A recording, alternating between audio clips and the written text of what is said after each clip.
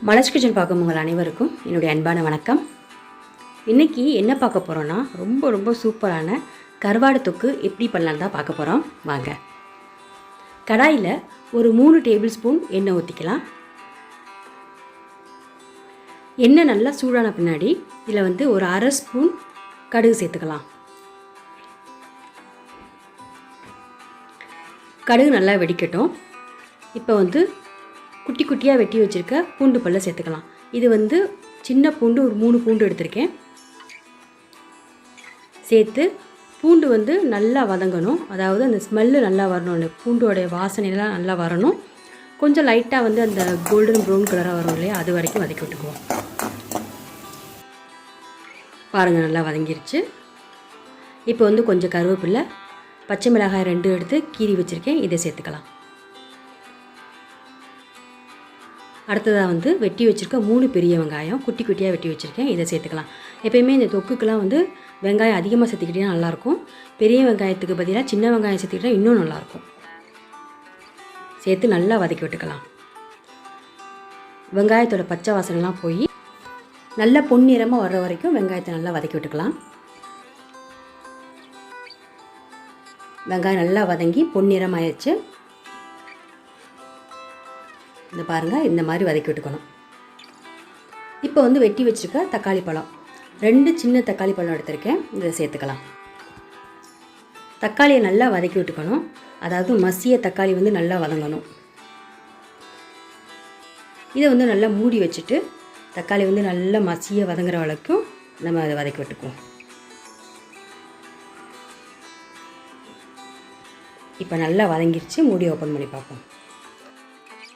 பாருங்க, பார்க்கவே தக்காளிலாம் நல்லா வதங்கிருச்சு. இப்போ காரத்துக்கு ஏற்றாப்புல மிளகாய்த்தூள்லாம் சேர்த்துக்க போகிறேன்.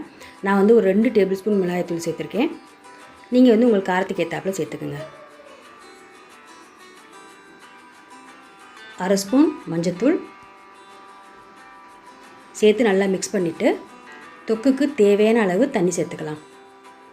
அதான் நான் ஒரு அரை கப் அளவு தண்ணி சேர்த்துருக்கேன். எப்போயுமே தொக்கு பண்ணும்போது தண்ணி கொஞ்சமாக சேர்த்துக்குங்க, அப்போ தான் நல்லாயிருக்கும். இல்லைனா தொக்கு குழம்பு மாதிரி ஆயிரும். சேர்த்து நல்லா கலந்துட்டு தேவையான அளவு உப்பு சேர்த்துக்கலாம். கருவாடிலே உப்பு இருக்கும், அதனால் கொஞ்சமாகவே உப்பு சேர்த்துக்கலாம். பத்தலைனா கூட கடைசியாக சேர்த்துக்கலாம். நல்லா மிக்ஸ் பண்ணிவிட்டு மூடி வச்சிடலாம். மிளகாய்த்தூள் மஞ்சத்தூளுடைய பச்சை வாசனைலாம் போகட்டும். நம்ம ஊற்றின எண்ணெயெல்லாம் அப்படியே லைட்டாக மேலே பிரிஞ்சு வரணும். அது வரைக்கும் கேஸை அந்த மீடியம் ஃப்ளேம்லேயே வச்சு இதை நல்லா வதக்கி விட்டுக்கலாம். இப்போ பாருங்கள், ஊற்றின எண்ணெயெல்லாம் லைட்டாக மேலே வந்துருச்சு. அந்த மிளகாய்த்தூள் பச்சை வாசனை கூட போயிடுச்சு.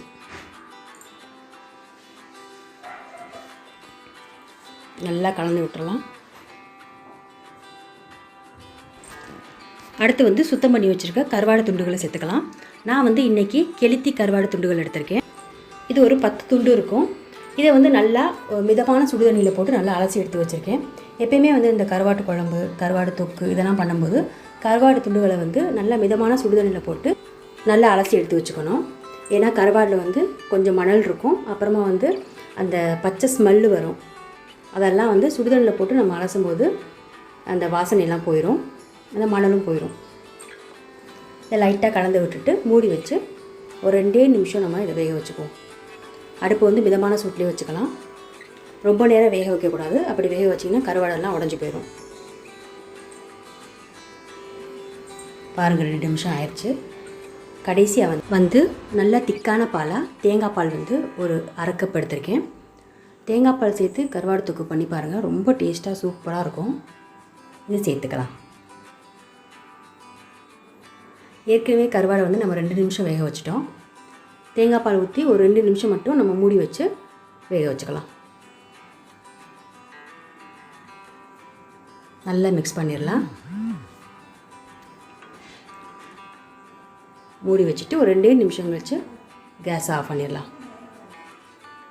அவ்வளோதான், சூப்பரான கருவாடு தொக்கு ரெடி ஆயிடுச்சு. நம்ம போட்ட கருவாடெல்லாம் எதுவுமே கரையலை, எல்லாமே அப்படியே தான் இருக்குது. இங்கே பாருங்கள்,